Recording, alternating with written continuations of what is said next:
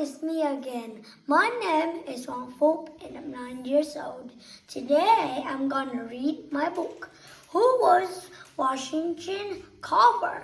Well, he's one of the United States presidents. He's in the White House, but now, he's not a president anymore. So for about 4 or 5 years. You see, George Washington Carver is a really good man, and he's very social too. He's society. So now let's read our book. Who was George Washington Carver? Who was George Washington Carver? Mrs. Bingham looked at her garden, but she didn't like what she saw. Mrs. Bingham lived in the biggest house in Diamond Grove, Missouri, in the mid-1870s. Inside the houses, everything was in order. Pretty paintings and nice furniture. But outside, in the garden, her roses wasn't blooming. Why not? She wondered. Her friend Susan Carver's roses were blooming. Her roses were big and beautiful and bright red. Mrs. Carver lived on a nearby farm. Mrs. Bingham went over and asked what the secret was to growing such perfect flowers. It's our George, said Mrs. Carver. He's the one who knows about roses. George was a 10-year-old boy who lived with Mrs. Carver. She was his foster mother.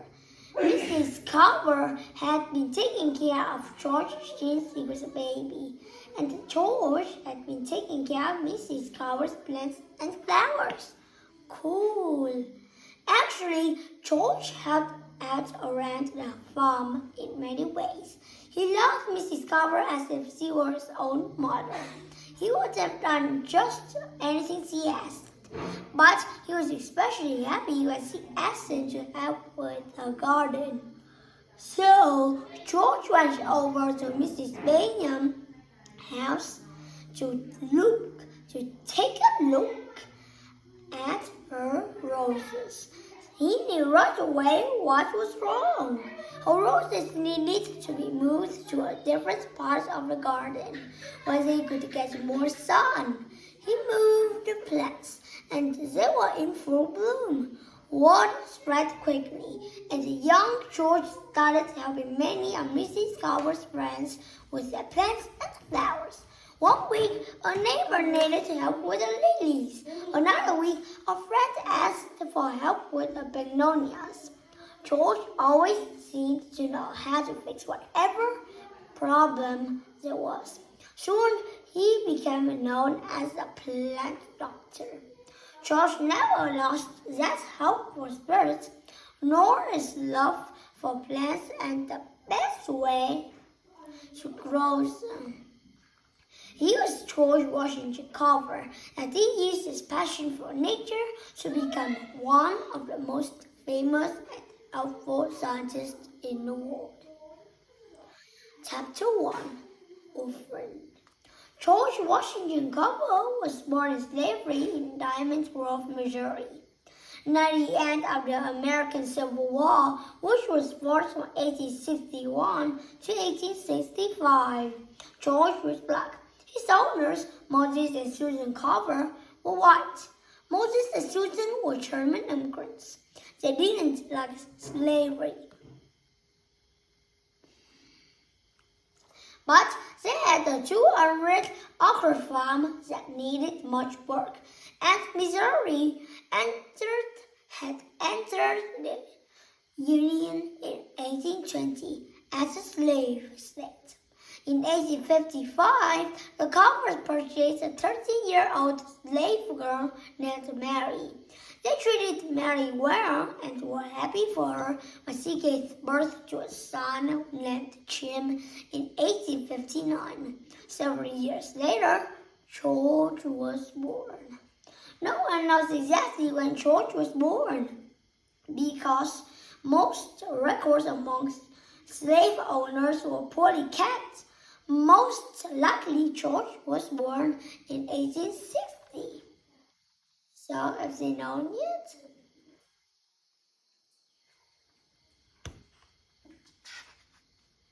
When was he born? We haven't known yet, right? But they think it's in 1864. That's what they think. Not us. We're not in that time, okay? His father, Charles, was a slave who was owned by a neighbor of the Cowboys. He was killed in a farming accident not long after George's birth. No one knows exactly how many brothers or sisters George had. George lived with Mary and Jim in a small cabin on the Cowboy farm. The cabin was the original house on the farm. Moses and Susan had since built a larger house, and they lived in that once. One night, when George was still an infant, he was asleep in a cabin. Suddenly, there was a sound of man on horseback. Moses knew that meant. Just before, his farm had been attacked by raiders called bushwhackers, who were fighting on the Confederate southern side in the Civil War. Yeah. Now the Union wants all the states to be free, but the Confederates want more slaves.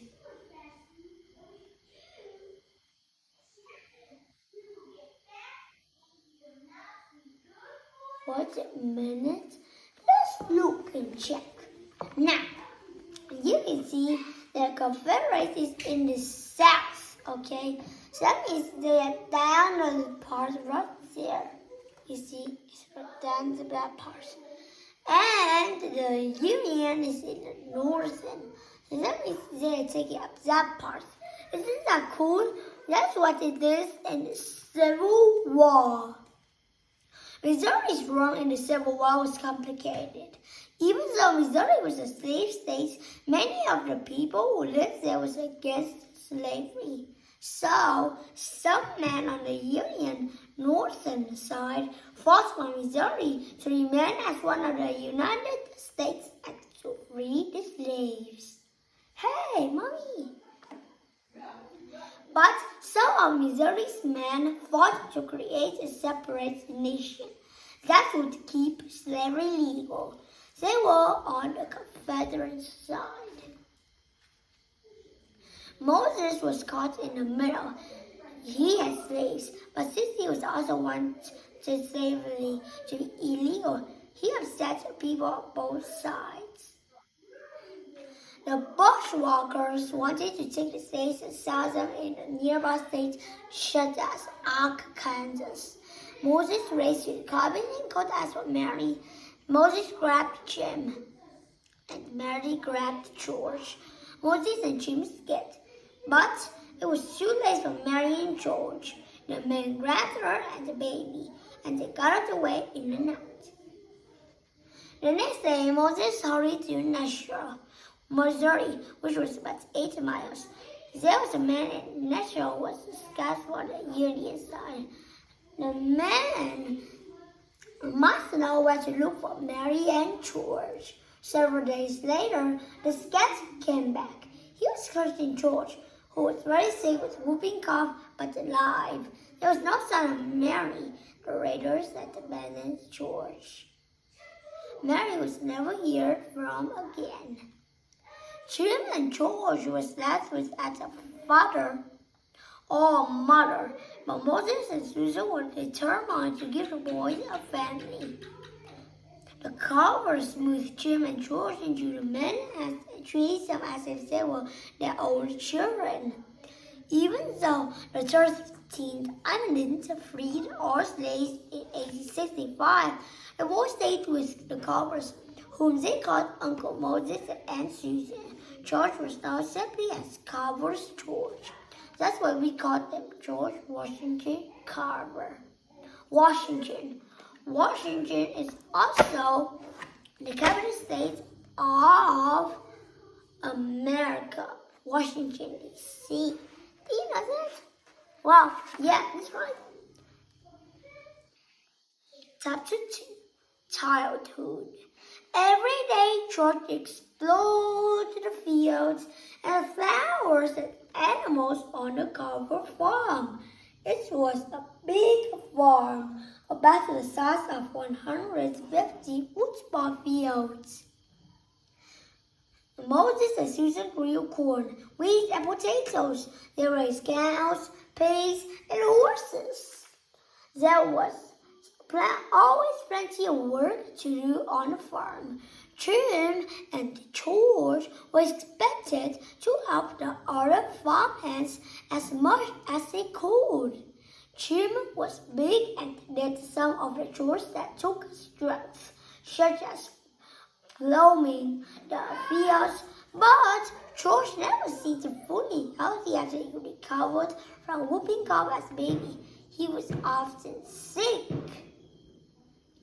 My body was very feeble, and it was a constant warfare between life and death to see who would gain the mastery. He once wrote, because he was often sick and not very strong, George was excused from heavy-duty work on the farm, but he still wanted to be helpful, so he did what he could, such as taking care of the plants and flowers and feeding the animals. Hey, I think that's fireworks, right? Yeah. There's absolutely fireworks. Wow! George didn't go to school as a youngster, but he still had quite an education on the farm. From Moses, he learned to waste nothing. Moses believed that everything in the family needed to live was available right there on the farm. Or Susan, George learned how to sew, cook, and clean. Susan even made her own clothes with the help of spinning wheels she kept in the house. When George was 8 years old, he was baptized as a Christian because he loved nature so much. George always refers to God as creator. George went to church on Sundays, about a mile away from the farm. During the week, he played with the neighborhood kids. Most of them were white, and he learned to get along with people no matter what color they were. Mrs. Benham was white. One day when George was helping her with roses, she showed him the paintings and asked. George decided he wanted to paint pictures and said he didn't have any brushes to paint on canvas or paper, but Moses had taught him to make a good use of whatever was available. So George squeezed the juice out of some berries, took a small stick, and started painting on a flat rock. When George wasn't walking or playing, he took long walks on the fields and the woods, talking to plants, flowers, and caring for them. He cleared a spot in the woods where he kept his own little nursery, a special place for plants. Strange to say, all sorts of vegetation, plant life seemed to thrive under my charge, he said. He collected rocks too and stashed them by the chimney in the corner of the house. Susan would make him clean at the corner, but the pile would soon grow again. George was incredibly curious. He wanted to learn everything he could about the plants and the flowers and animals he saw every day. When he saw a cornflower, he wanted to know why it was purple. When he saw a black-eyed Susan, he wanted to know how it got its name. Sometimes Moses and Susan knew the answers, but not always. The cover said an old spelling book. George read the book cover to cover, but it didn't have the answers he was looking for either. George wanted to go to school and learn all that they could. Diamond Grove School was in the same building where George went for church on Sundays. One day, he and Jim walked to school. Imagine George's excitement at finally being able to find the answers to all his questions. And imagine his disappointment at being told that the school was for white children only. The kids George went to the church with a friend. Sundays and played with in the neighborhood could go to school, but he and Jim couldn't. They walked back home. Jim went right back to helping out on the farm, but that wasn't enough for George. He just gave up his dream of going to school. When he was about 13, George went to Moses and Susan and told them he wanted to leave. They were only embarrassed ever known that he loved them very much, but he wanted to go to school. His plan was to hike to Nashville, which was the nearest school for black children. Moses and Susan always said the boys were free and they could leave their wishes, so they didn't stop George. The next day, Susan packed up some snacks for George and they began a long walk to the shore. By the time George made it to the shore, the snacks were long gone. It was getting dark fast. George didn't know anybody in the town and he didn't have any money. He was tired and he was hungry. George's body barn. He's grown up on a farm, so it was a barn with a friendly place. There was no one inside. He set down his belongings as soon was fast asleep. Chapter 3. School Days. When George woke up the next morning, he sat outside. The owner of the barn, Maria, walked in, saw him. She figured he was hungry, so she picked him some breakfast and naps. What's the name? Maria asked. Uncover George, he said. That's how I said, on George. Mrs. Wilkins, who was black, didn't like that. Slavery had ended more than 10 years earlier. Nobody owned anyone else, so Mrs. Wilkins called George Carver. George told Mrs. Wilkins that he was in nursery to go to school. He didn't have a place to live yet, but he figured something out. Mrs. Wilkins was a kind woman, so he told George he could stay with her and her husband, Andrew. But she was also a strict, no-nonsense woman. If Joe was going to live there to go to nearby Lincoln School, named after Abraham Lincoln, he said to do a share of George. George was delighted with that deal. He already could clean house and do laundry. Moses Carver had taught George not to waste anything, and Mrs. Wilkins taught him not to waste any time. She expected him to go to school during the day, but to come home at recess and do laundry. After school, she would clean the house and maybe cook dinner. George and Mr. and Mrs. Wilkins read the Bible during the week, and they went to church on Sundays. Sometimes George walked back to Diamond Grove to visit Moses and Susan and Jim on the weekends. That show was different than Diamond Grove. There were about 3,300 people living there, almost 3 times as many as in Diamond Grove. And about 1 of every 8 residents in that show was black. Diamond Grove had only 16 black people living in the whole town when George grew up there. George stayed in Nashville for a year or so and learned just about all he could at the one-room Lincoln School. This simply sharpened my appetite for more knowledge, he wrote. He found that if he wanted more schooling, he just had to move again and again and again.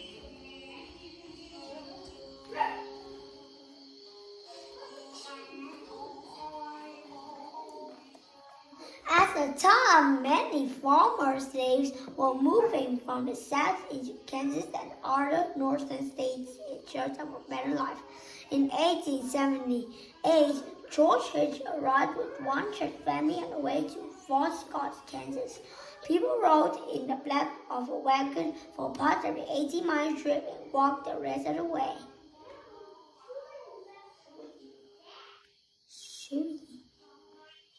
Is that so long yet? In 1879, he moved to Atlas, Kansas. In 1880, he moved to Minneapolis, Kansas, and then to Paula, Kansas. That was like so long. Go to Nashville, then go all the way to Atlas, then go to Monopolis and to Paula, Kansas. Those took so long. You should be proud of it. But it is. He's a good guy. Oh, good guy. Good guy. At each stop, George's agreeable personality and willingness to work hard made it easy for him to find a family to take him in. In Fort Scott, he moved in with Felix and Mamie Penn in their family. Felix was Felix and Marty and their family. Felix was a blacksmith. In August, George moved in with Cece and Lucy Seymour. George had Mrs. Seymour with a laundry business. In Tom, he moved with his family to Monopolis. In Paula, he moved with Willis and Nala Moore. These were all black families who lived in mostly white towns. In this period, sunshine and shadow were previously intermingled, George wrote. In other words, there was both good times and bad times. The good times include finding schools in every town he lived. Wait a minute, everybody. Sorry for interrupting you. But I want you to look at this, that's okay?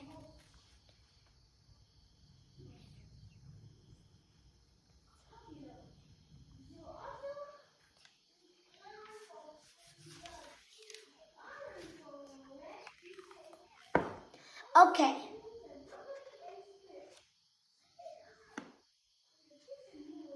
He never wanted to stop learning. One classmate remembered that George, who had grown to be 6 feet 2 and 10, would rather collect plants and leaves at recess than play games. The bad times, however, include cruel encounters with racism, the worst of is scam at Fort Scott. Where George once misses a lynching, a black man being murdered by a group of white men. As young as I was, the horror haunted me. He said George left Fort Scott shortly after. Other instances involved George's personality.